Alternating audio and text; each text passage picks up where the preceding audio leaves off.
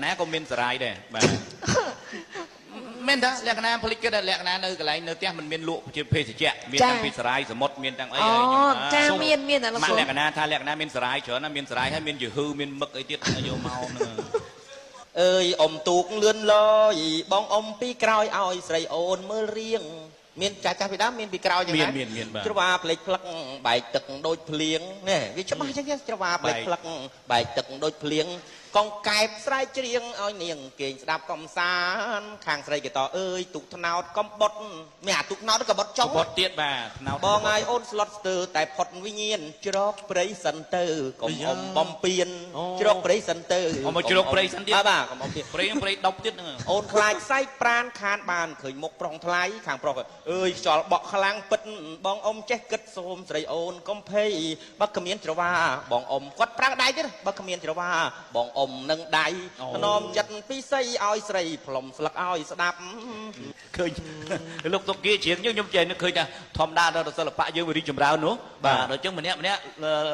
លោកវាជីដឹងហើយទាំងណាក៏មានការ៉ាអូខេទាំងណាក៏ជើងលេងដល់អញ្ចឹងអ្នកបងប្អូនកូនក្មួយទាំងចាស់ទាំងក្មេងចូលចិត្តសិល្បៈចម្រៀងយើងចូលចិត្តសិល្បៈទូទៅបាទមានបងប្រុសម្នាក់លោកតុកគានឹងមិនគាត់ច្រៀងបទអាជីស៊ីក្លូទៅសារថ្មីហ្នឹងអូតានេះគាត់ច្រៀងបទហ្នឹង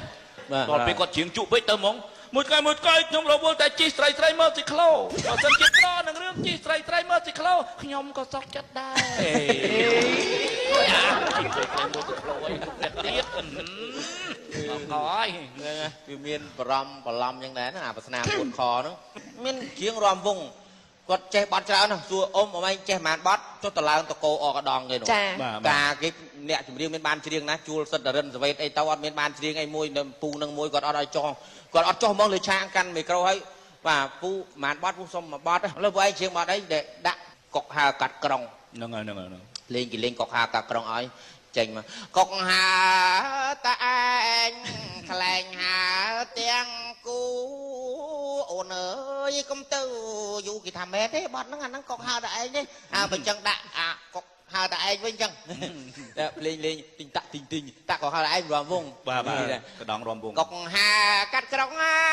យទុកហើកាត់កោះកាត់ជ្រួយស្រណោះអីនេះកាត់ជ្រួយស្រណោះមកដីម៉ូដេស្កូអញចប់ហើយបានហើយចប់ហើយដើមពីថ្ងៃដើមពីថ្ងៃទៅកុំនិយាយដល់មនុស្សយើងនៅចឹងភ្លេចប្រូលបើតាមមួយនេះណែបើគេចេះច្រៀងហ្មងអីណាអាមិនចេះធ្វើចេះនេះហើយទៅទៀបបត់ក្រៅអូខេទៀបបត់ទៅក្លោឯងទៅក្លោទៅចាប់ដល់ទៅក្លោចឹងមកទៅក្លោទៅទៀតក្លោជុំជើងរហូតទៅក្លោអ៊ំទៅដល់ឡៃច្រៀងណាក្លោទៅបាត់អញទៅជើអត់មានឃើញច្រៀង